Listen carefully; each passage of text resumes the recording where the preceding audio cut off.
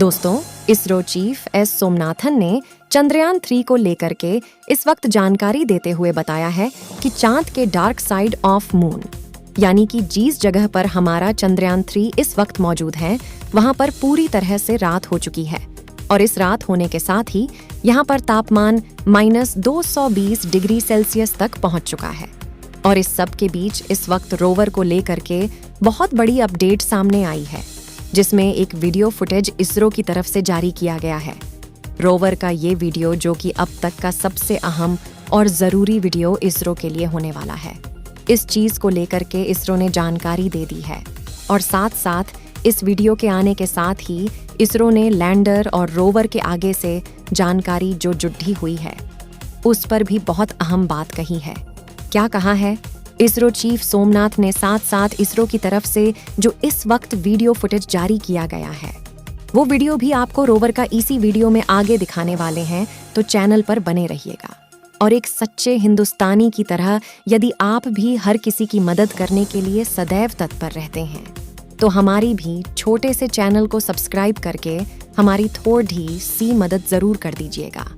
और इसरो की इन उपलब्धियों के लिए और चंद्रयान 3 की कामयाबी के लिए, साथ साथ चंद्रयान 3 के दोबारा चांद की सतह पर एक्टिव होने को लेकर कमेंट बॉक्स में जय हिंद, जय इसरो जरूर लिखिएगा। दोस्तों, चांद के इस डार्क साइड ऑफ मून कहे जाने वाले इस हिस्से में एक बार फिर से रात हो चुकी है और इसरो की लैंडर और रोवर को लेकर के इस वक्त बहुत बड़ी खबर इसरो की तरफ से आ चुकी है। इसमें चीफ सोमनाथन ने जानकारी देते हुए बताया है कि जैसे ही चांद की सतह पर टेम्परेचर -243 डिग्री पहुंच चुका है। और इसके साथ ही आपको बता दें कि इसरो ने कहा है कि हमने रोवर में लगे दोनों पैनल को सफलतापूर्वक बंद कर लिया है। यह एक बहुत बड़ी अचीवमेंट के तौर पर उन्होंने बताया है। इसरो ने कहा है कि चांद की सतह पर लैंडर और रोवर से संपर्क जुटाए जाने के साथ ही उस पर कमांड हासिल करना सबसे अहम था। और इस चीज को लेकर के अब बहुत बड़ी खबर सामने आ चुकी है। उन्होंने कहा है कि हमने लैंडर और रोवर में लगे जो सौर पैनल है, इनकी चार्ज होने के साथ ही बैटरी की ऊर्जा को चार्ज किया जाता है। उन्हें सफलतापूर्वक बंद कर दिया गया है। इसरो ने कहा है कि हमने रोवर को उस जगह पर पहुंचा दिया है जहां पर सूरज की पहली रोशनी पड़ने वाली है।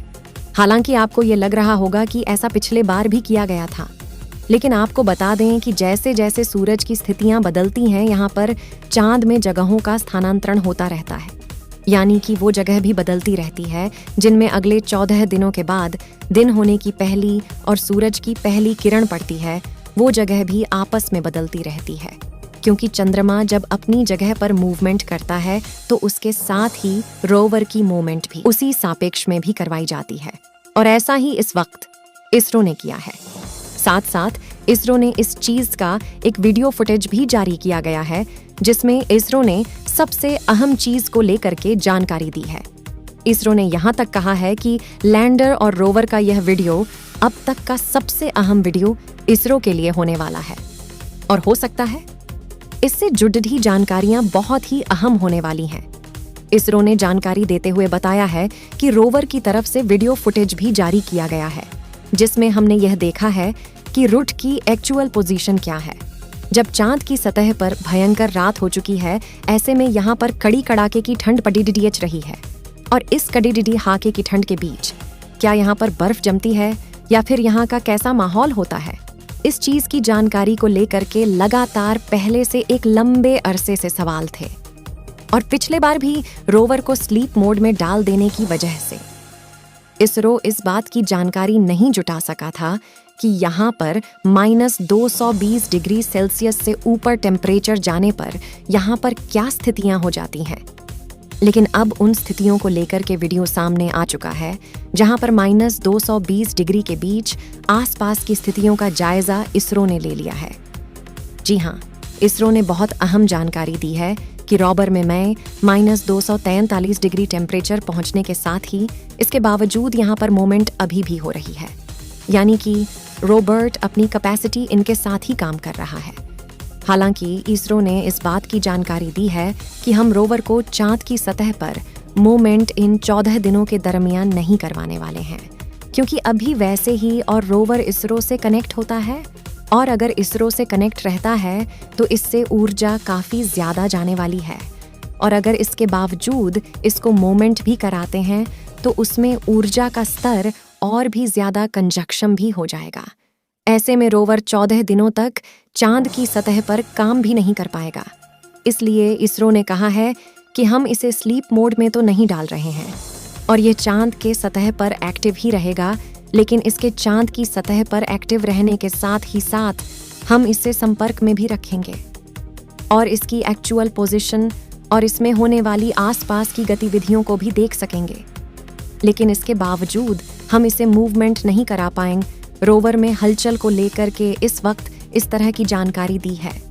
इसरो ने कहा है कि चांद की सतह पर हमारे 220 डिग्री सेल्सियस का टेम्परेचर पहुंच चुका है। दोस्तों, चांद पर इतने माइनस में टेम्परेचर पहुंचने के बाद कोई वीडियो अभी तक इसरो की तरफ से भी नहीं जारी की गई थी, जो अब जारी की जा रही है, जो कि हम आपको इसी वीडियो में आगे अभी दिखाने वाले हैं। लेकिन उससे पहले बता दें कि चांद की सतह पर इन्वॉल्वमेंट जैसी कोई चीज़ होती नहीं है। यहाँ पर पानी की मौजूदगी भी जो पाई गई है वो बहुत कम मात्रा में है। ऐसे में चांद का अधिकांश हिस्सा आपको बता दें कि पूरी तरह से ड्राई रहता है, यानी कि सूखा रहता है। यहाँ पर बर्फ जमने की पॉसिबिलिटी भी बहुत कम होती है। लेकिन इसके बावजूद इन्होंने इस बात को रिसर्च के साथ दावा किया है कि चांद का जो साउथ पोल है वहाँ पर पानी की मौजूदगी भी है।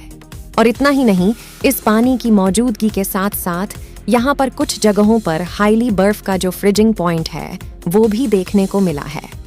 कई जगहों पर बर्फ जैसी स्थितियां भी बनी हुई हैं। यहाँ पर रात होने के साथ ही यहाँ का टेम्परेचर 90 से इतना ज्यादा गिर जाता है कि इसरो के चंद्रयान 3 के ऑर्बिटर और लैंडर में लगे हुए जो सैटेलाइट कैमरा है, यानी कि जो दूरबीन लगी हुई है, उनकी मदद से भी जो फुटेज आती है उनमें भी नीले नीले चीजें दिखाई देती हैं। यानी कि यहाँ पर टेम्परेचर और भी ज़्यादा होने की वजह से ये सब कुछ सामने आता है। तो चलिए वो सबसे पहले आपको इस वक्त वीडियो जो इसरो की तरफ से फुटेज जारी किया गया है वो दिखा देते हैं।